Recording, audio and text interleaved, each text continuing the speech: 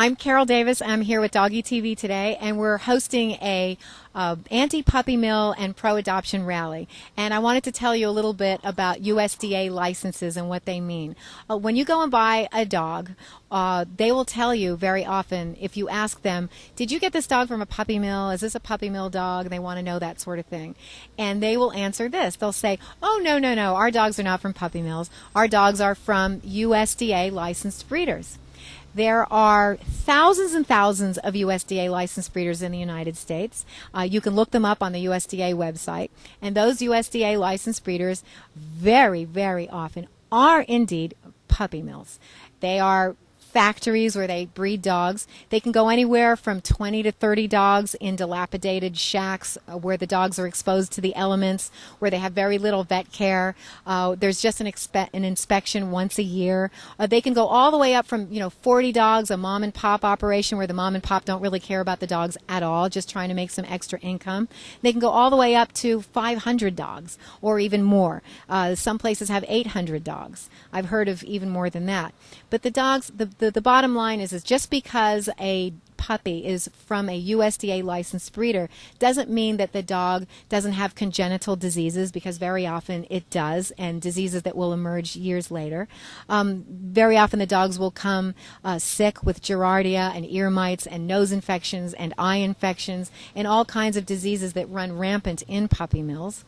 And another thing that people should know about puppy mills is that the USDA does indeed inspect, but those inspections are yearly. They're just annual. So once a year, just so that the public knows, a guy comes around and checks to the number of the dogs and checks to make sure nobody's dying. The rest of the year is left up to a bunch of callous people who call themselves companion animal suppliers. So we think that dogs deserve better. We think that dogs should be raised in homes. We think that dogs deserve human companionship and socialization. We think that they deserve vet care. One of the most alarming things that we find in the USDA standards of minimum care is that they're only required to give them 6 inches in front of their face.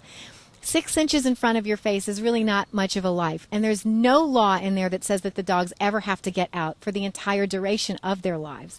So these poor breeding dogs are kept in there. The females are bred twice a year with 6 inches in front of their face. So I just urge any of you who love dogs, and America does love dogs, it's man's best friend, go stand in front of a wall 6 inches away from the wall for 5 minutes. Just give yourself the puppy mill test and see what that's like to stand in front of a wall for 5 minutes. And then imagine what that's like if you spent your entire life in front of that wall. And that's what it's like for a puppy mill dog, other than the fact that you're being bred twice a year until you can't breed anymore. These poor dogs are bred and bred and bred until they're dead. And we just think that dogs deserve better.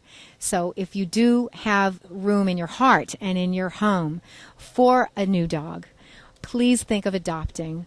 Rescue, save a life. Don't ever buy a dog, because the chances are, very good chances are, you're getting a puppy mill dog.